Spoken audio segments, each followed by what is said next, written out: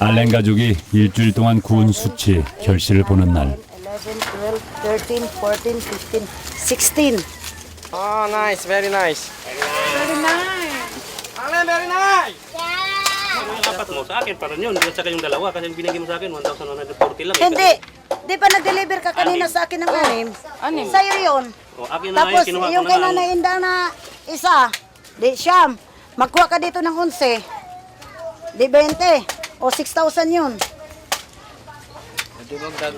Ibig sabihin, yung, ano ba talaga? Di, 14 na lang dito sa akin. Sa inyo na lang yung tatlo doon. O, ano nang pagkain namin?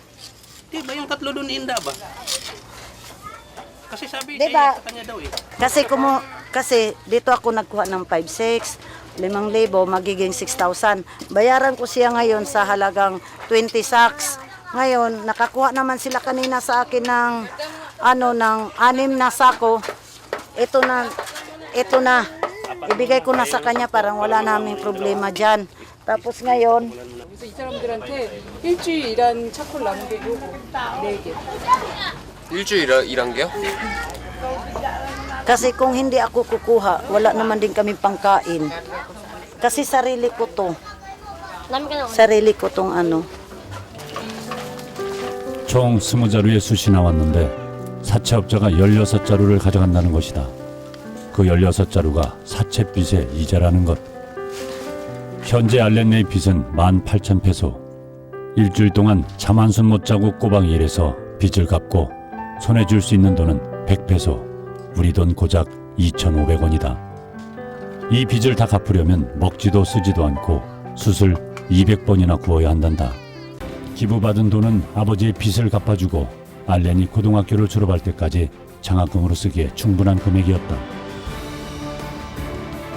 리버스는 자신들이 떠나고도 돈을 엄정히 관리하며 알렌 가족을 돌봐줄 사람을 찾다가 울링한 한인교회 목사님을 만났다.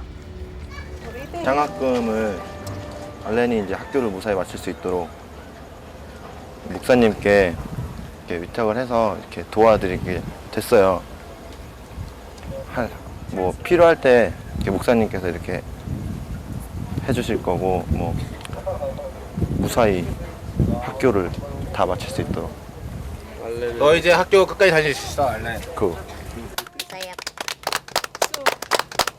집안에 어려운 일 있으면 그쪽으로 다 돌려 써버리고 그래서 다시 공부를 포기하고 이런 경우가 너무나 많아서 도중에서 누군가가 관리를 해준다면 아마 그런 의미로 저에게 맡은 것 같은데 네.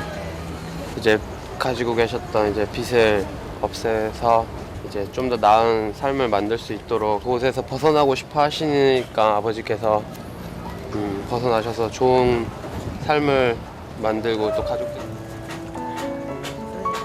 Ito yung pagtulong sa anak ko.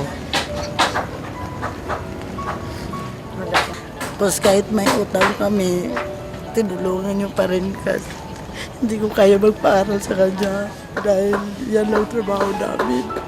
Tapos yung anak ko doon, kailangan ko makuha, hindi ko kaya punta doon sa kanila dahil hindi ko kamag-aral.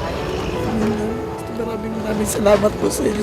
Kaya po nila lahat ng mga kaya nila para lang gaano yung papa ko magkatrabaho. Makatapos ng pag-aaral.